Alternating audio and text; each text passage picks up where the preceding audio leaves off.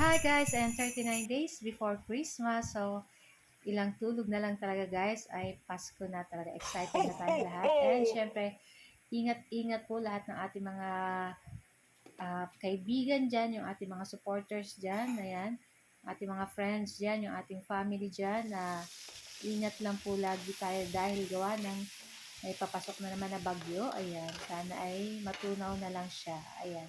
So, yung ating patatas at carrots dyan guys, ipa-fry lang natin ng bahagya. Ayan.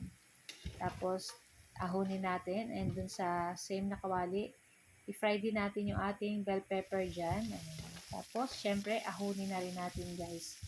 So, meron din po pala ako dyan guys, ginisang sprouted na gulay na nilagyan ko ng carrots. Wow, shala.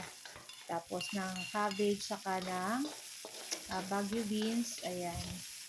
Nakulangan pa ako ng sweet potato pa dun sa ating ginisang gulay na sprouted. Masarap yun guys pag may kamote. Ayan. So, ayan na nga, at nagisa na tayo dyan ng ating bawang sibuyas at nilagay na rin natin yung ating chicken dyan. At syempre, halu-haluin lang po natin iyan. Syempre, maglalagay tayo dyan guys ng paminta, asin, na pampalasa dito sa ating chicken. Ayan. So guys, ayan yung aking nilutong ginisang sprouted. Ayan, luto na guys. So nilagyan natin ng konting pork. Ayan. So, nilagyan din natin yan ng konting oyster sauce. Ayan, para masarap yung ating ginisang sprouted. At ayan nga, tumukulo na yung ating chicken ngayon. So, halu-haluin lang natin iyan guys. At maglagay tayo ng tomato paste. Ayan, mga 2 kutsara lang. At halu-haluin uli natin. Ayan, hanggang mag-absorb yung ating tomato paste. Ayan. Ayan, syempre, pagkatapos nyan guys, maglalagay na tayo dyan ng asin. Ayan, katamtaman lamang. Ayan. At syempre, maglalagay rin tayo ng pamintang durog. Ayan. Kayo po ba guys, ano po ang inyong ulam ngayon? Ayan.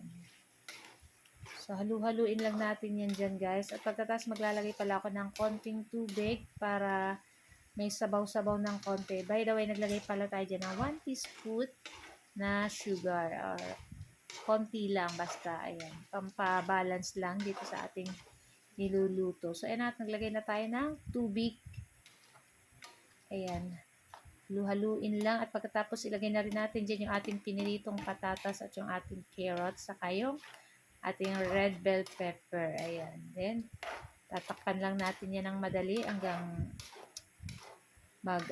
lapot-lapot yung sabaw nitong ating chicken afritada. Ayan. Mga ilang minuto lang guys ay luto na rin naman iyan. At ayan na nga guys. Ako, nakangamoy na. Ilang kanin na naman kayo mauubos natin ito guys. So, wala na munang diet. After New Year, Christmas na lang tayo mag-diet. Charot. So, ayan na nga. At luto na rin to guys. Ayan, ako, napakasarap nito guys. So guys, ito lang po ang aming video today at sana po ay nag-enjoy kayo. Huwag niyo po sanang kalimutan mag-like, comment at pa-share po ng ating video. At kung bago pa lang po kayo sa aming page, huwag niyo po sanang kalimutan mag-like at mag-follow para palagi po kayo updated sa aming mga bagong video. Thank you for watching. Ciao!